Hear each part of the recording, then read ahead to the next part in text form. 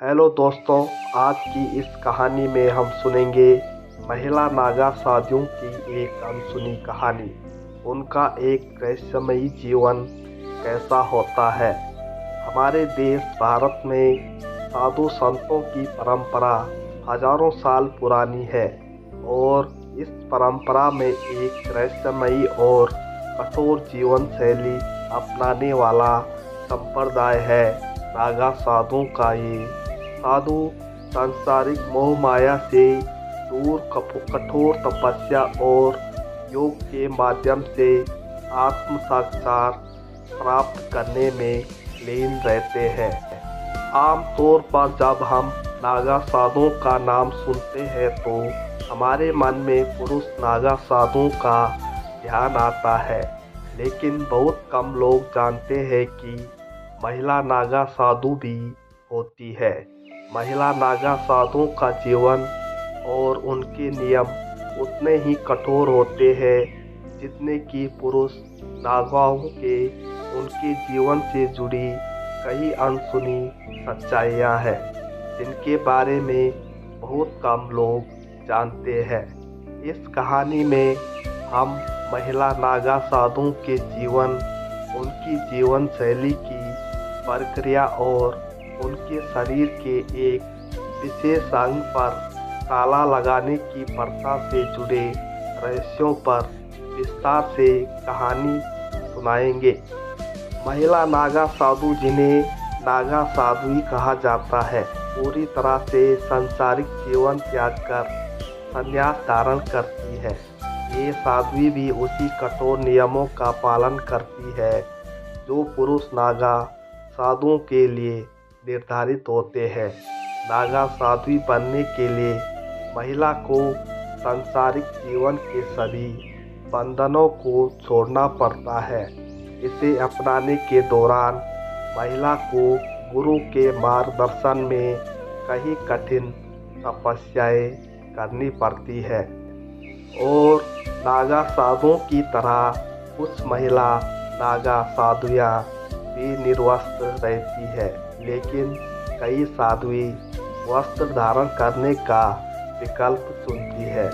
इस प्रक्रिया में इन्हें अग्नि और जल की कठिन परीक्षाओं से गुजरना पड़ता है। नागा साधुयाँ को समाज से अलग थलग रहना पड़ता है और वे केवल विशेष अवसरों जैसे कुंभ मेले में दिखाई देती है।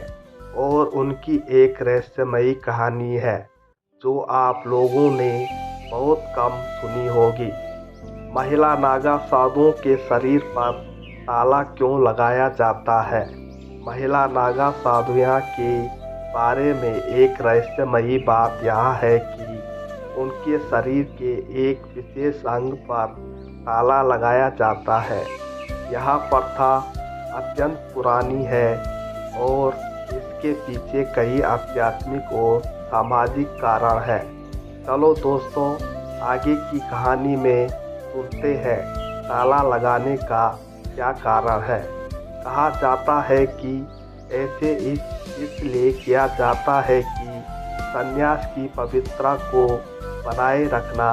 जब कोई महिला नागा साध्वी संन्यास लेती है तो उसे आजीवन ब्रह्मचर्य का पालन करना होता है। इस प्रतिज्ञा को मजबूत बनाए रखने के लिए गुरु द्वारा उनके गुप्तांग पर एक विशेष ताला लगाया जाता है, क्योंकि नागा साध्वी अकेले जंगलों, पहाड़ों और गुफाओं में तपस्या करती है।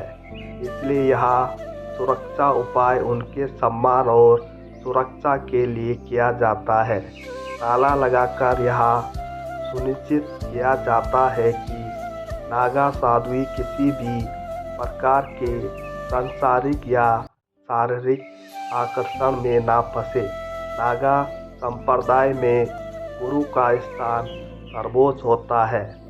केवल गुरु ही साध्वी को इस ताले की चाबी दे सकते हैं और जब कोई साध्वी संन्यास की उच्च अवस्था पर प्राप्त कर लेती है तब यह ताला खोला जाता है।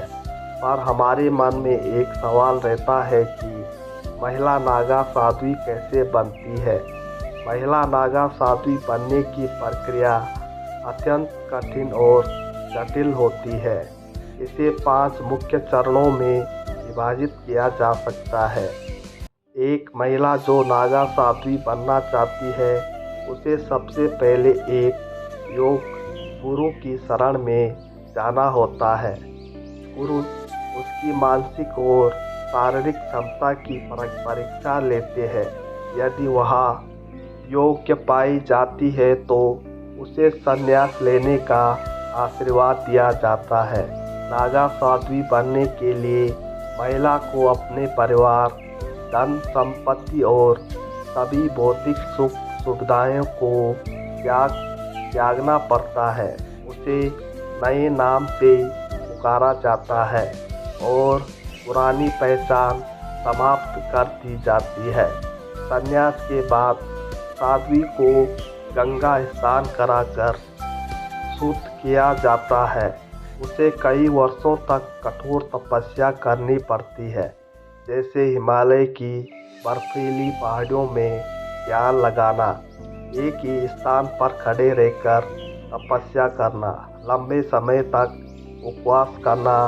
कई वर्षों की तपस्या के बाद जब गुरु को लगता है कि साध्वी पूरी तरह से तैयार है तो उसे नागा संप्रदाय में प्रवेश दिया जाता है।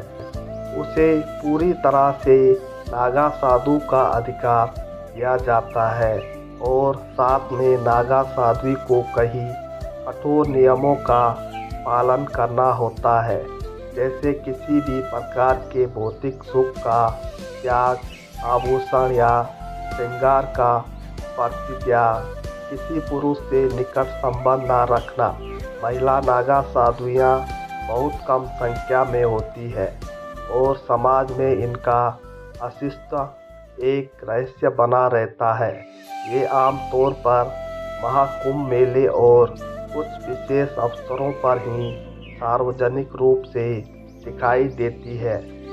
महाकुंभ मेला वह स्थान है जहाँ नागा साधु और साधुआँ एकत्रित होते हैं। यहाँ वे पवित्र स्नान करते हैं और अपनी आध्यात्मिक शक्ति का प्रदर्शन करते हैं। नागा साधुआँ समाज से पूरी तरह कटकर रहती है। वे जंगलों, पहाड़ों और गुफाओं में वनवास करती है। ऐसा माना जाता है कि नागा साधुआँ में विशेष आध्यात्मिक शक्तियाँ होती है। उनकी तपस्या इतनी कठोर होती है कि वे भविष्य की घटनाओं का अनुमान लगा सकती है।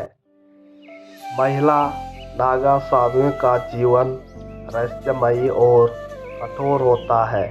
उनका तप, संयम और ब्रह्मचर्य का पालन उन्हें एक साधारण महिला से अलग बनाता है। उनके शरीर पर ताला लगाने की प्रथा उनके ब्रह्मचर्य की रक्षा और उनके सन्यासी जीवन की पवित्रता को बनाए रखने के लिए की जाती है। हालांकि इस परंपरा के बारे में कई मतभेद भी है। कुछ लोग इसे महिलाओं की स्वतंत्रता पर एक बंधन मानते हैं, जबकि अन्य इसे उनकी सुरक्षा और आध्यात्मिक शक्ति का प्रतीक मानते हैं।